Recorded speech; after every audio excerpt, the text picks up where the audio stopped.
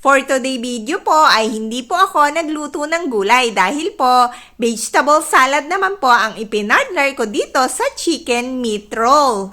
Pinagsama-sama ko lang po ang carrots, lettuce, cucumber, tomato sauce at naglagay din po ako ng asin at olive oil. Dinagdagan ko po ang lagay ng olive oil dahil ang olive oil po ay napakaraming benefits na maganda sa ating mga katawan. And then sa kawali, naglagay lang po ako ng konting-konting oil at nilagay ko na po itong chicken meat rolls.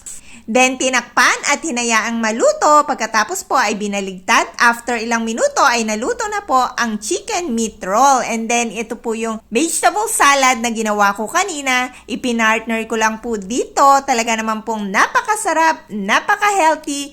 At talaga pong marami kang benefits na makukuha at cheesy po ang loob ng chicken. Ito po ay napaka-healthy dahil may protein na po akong makukuha